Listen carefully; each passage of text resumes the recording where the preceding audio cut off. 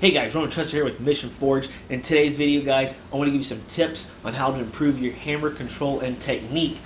Now, I actually have a list of 10 things I can give you guys, but in this video, I'm only going to give you 5. Otherwise, this video is going to be really long, and I want to try to keep them short for you guys. So keep an eye out for the next video for the other tips. With that, guys, let's go ahead and let's get started. So, some of the points here, guys, real quick, are going to be a bit, I don't want to say controversial, because they're really not. It's just that it may feel like I'm attacking another craft, which I promise you I am not attacking another craft. So just kind of give you a fair warning on that. So with that, let's go ahead and let's get into it. Tip number 1 is how to properly hold the hammer while you're swinging it. So one of the problems we run into in blacksmithing when you're first starting out is that a lot of people like to have their thumb across the spine of the handle here. Don't do that. So the reason is, let's take your thumb. Your thumb cannot bend this way, and it cannot bend towards you when your palm's facing out all that well, right? What it can do is it goes this way and this way real easily. When you hold your thumb like this and you're hammering, what's happening is as you strike whatever it is you're forging, what happens is you're causing all this pressure to go into your thumb and up into your tendons, into your wrists, all that stuff, and you're going to injure yourself. Same thing when you come back, all of a sudden you're putting pressure again on your thumb, and you're just going to cause injuries. So what you want to do is take your thumb, wrap it around like that, just like that around the side here. Okay. Now the reason you want to do this is for actually a couple of reasons. One, you're not going to injure yourself, right? You're going to take a lot of that pressure and strain off your wrist, and that's the biggest one. 2, it's going to give you a better grip. When you're holding it like this, you're only gripping with your fingers. When you bring your thumb around to the side, you can start gripping with your thumb and get better control and stability. So that's tip number 1, guys. Move the thumb to the side. Tip number 2, how to properly grip the hammer. Now, how to properly grip a hammer in blacksmithing is with your thumb, index, and middle finger. Alright, so I know in some carpentry things they may say use the entire hand, like including your pinky and a ring finger. You don't do that, okay? In blacksmithing, that's not how we do it. Our hammers are a lot heavier than most carpenter hammers, and we need to have a little bit more diligent, I don't know how to say, more control of the hammer. And I'd say carpenters don't need control of the hammer. That's far from it. Okay, this is not a jab at carpentry. But what it is that we only have so much time to hammer on something because it's hot, and we don't want to sit there and constantly have to heat it up over and over again, because when you do, you develop scale and you lose a little bit of steel every time you heat it up. So holding it with these 3 is also so these 3 fingers is going to give you a little bit more dexterity, because you can then move the hammer up down easier. Whereas if these 2 fingers, if they're gripping, yeah, you can do it, but what happens when you're actually hammering, it gets harder, and you're going to find out that it's easier to use those 3 fingers. Now another reason you don't want to use your all fingers is it's going to tire your hand out a lot faster, and can develop carpal tunnel and some potential injuries later on down the road. So make sure to avoid that, you just use these 3 fingers. Now what these 2 fingers do is they just give you support. So it's not like they're not being used. Alright, so what they're going to do is, so for example, if I come up here, without these 2 fingers here, and I let go, it drops down. So I'm not gripping it though, I'm just giving it the support. Same thing with down here, but it uses my hand to hold it in place. So it uses it for support, all right? So it's not that it's not being used, we're just not gripping tightly with those. So use these 3 fingers here. Tip number 3, and that's going to be, what part of the handle do you grip? So in blacksmithing, guys, you use the entire handle. Now this is the controversial part, because there's a lot of people who've done carpentry and they have this carpentry mindset. Now this is not a jab on carpentry, because again, like I said, I really like carpentry, but this is not carpentry, this is blacksmithing, okay? So if you look at a blacksmith's hammer, right? So here is a traditional blacksmith's hammer, right? And look at the handle. It's nice and straight here. It's straight here, okay? And that's because we need to be able to use the entire length of the handle for a whole number of reasons. All right, and I'll go over those reasons in a second. Here is what would be like a carpentry hammer, okay? Look at the handle. It's a little beat up, I get it, right? But look here, you can see it gets wide here, thinner, and wide here. If I go this way, you can see it gets wide here, thins down, wides here. So your hand is supposed to grip here on a carpentry hammer. Also, you'll notice that it fits a lot better for these last two fingers here. It seems a lot more comfortable. Well, we as blacksmiths don't do carpentry, okay? So, reason carpenters will say get a lighter hammer or get a heavier hammer is because of where you grip it. And they teach you to grip it down here, because this is where you get the most power out of the hammer. Well, if I put a nail here, that nail is going to stay. It's not going to move. Like if I take a nail, I can leave it there all day. It's not going anywhere. I can go this hammer. Oh, if I feel this hammer is too heavy, I can grab, another little tiny hammer. I can do whatever. I can go and get hammers, and this nail will stay put.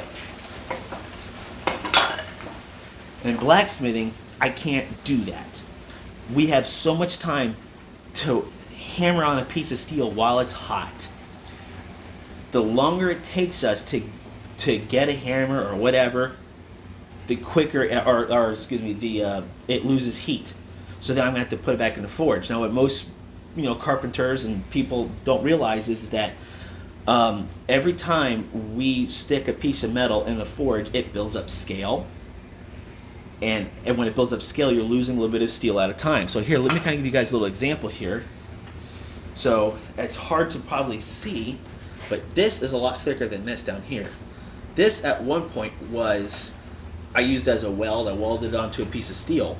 And you can see how much steel this lost because of how much heat it was taking versus here.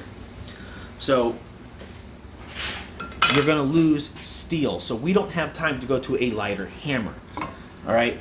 So if we need to do some power blows, we really need to hit something. You hold it back here.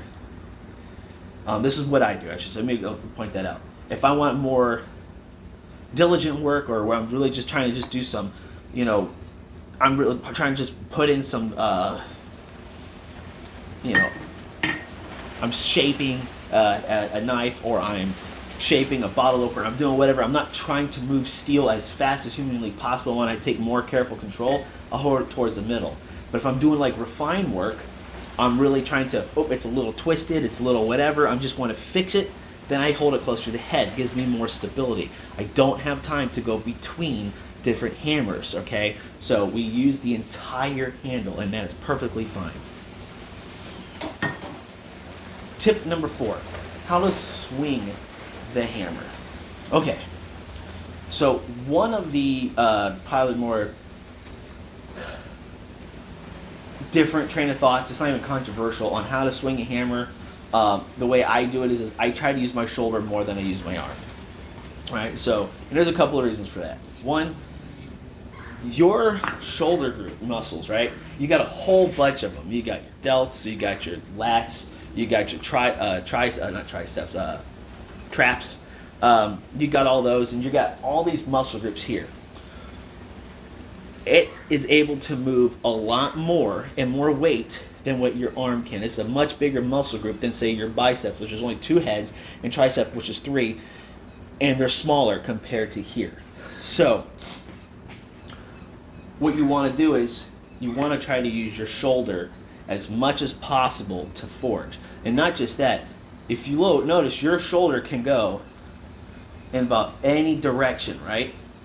All right, it sits in a socket and it's got a lot more movement, whereas your elbow can only move in one direction. All right, it can't even go backwards. It only literally moves in one direction.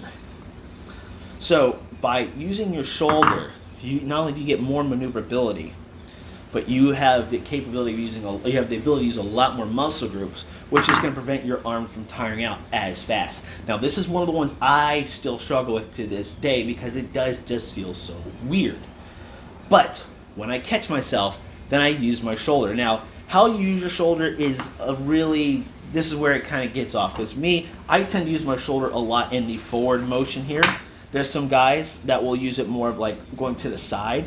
But as long as you're using your shoulder more than you're using your arm, you're going to save your arm a lot of tiredness and a lot of wear and tear on the tendons. All right, so we want to try to prevent you having any problems like tennis elbow or or anything else, tinnitus in your wrist or something like that, as much as possible. So try to use your shoulder as much as possible when you're forging.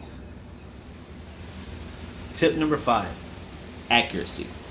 So the thing is, there is no clear-cut way for me to give you a perfect answer on how to be more accurate when you are blacksmithing. All right, so you're going to notice I got a big 4x4 here and I got a carpenter hammer. Now you may think to yourself, why? Okay, you're sitting here just bashing on carpentry a minute ago, which I wasn't. But the thing is, you want to develop accuracy. And it's not like a firearm where if I'm teaching you how to shoot a gun and I get a student that comes up and they say shoot bottom to the right, I can tell them, oh, hey, not only are you pulling the trigger, you're also anticipating the shot and pushing down. So that's why it's bottom to the right there. And I can help them with their accuracy. This here is very different. This depends on you, your length of your arm, the size of your hammer, and all this other stuff. So you need to practice to develop it. Now, one way to do that is just to get a nail or a bunch of nails and a piece of wood and just start hammering it into a piece of wood, and that's going to help you develop accuracy. And drive it all the way in. The more times you do that, you're going to develop better and better accuracy. So that is a great way to practice accuracy. And this is a carpenter trick here. So like I said, I love carpentry. Practice doing this. Get your practices in by driving some nails in a piece of wood. Now another way to do it, and I don't have this to show, is to use a type of clay. Make sure you stick the clay in like a refrigerator and a freezer or something like that. I would say refrigerator, and try to cool off your anvil as much as possible. Like put an ice pack or something on top of it. And you would use clay. And clay is a good blacksmithing technique they use to help people understand how to develop, how to create shapes and stuff like that. But it's going to help with accuracy because you will see clearly where you missed and all that fun jazz. And clay you can just reform and start all over again. Reason I say to put it in your refrigerator is because as the clay starts to heat up, it becomes sticky and it'll stick to your anvil, so try to keep it cooler. So clay is another option you can use, so get yourself some like molding clay and forge with that, because molding clay is very similar to hot metal and how it reacts. So that can help you develop accuracy as well. So these are just 2 little tips on how to develop some better accuracy. There you have it, guys. Those are the 5 tips to help you with your hammer control and technique. Like I said, keep your eyes peeled for the next video where I will have 5 more tips for you guys. But just remember about the tips I gave you today. Try to implement them in your blacksmithing as soon as possible, and kind of keep them in the forefront of your mind, so that way you will be able to improve your accuracy, improve your hammering, and be able to blacksmith longer, not just for the day you're blacksmithing, but also longer in a sense for years and years to come, without hopefully injuring yourself, like your arms and your wrists and all that. With that, guys, if you found this video helpful and you liked it, go ahead, hit that like button. Also, got any comments or suggestions, leave them down below. And don't forget to click that subscribe button and hit that bell for more notifications. With that, guys, thank you for watching, and I'll see you later.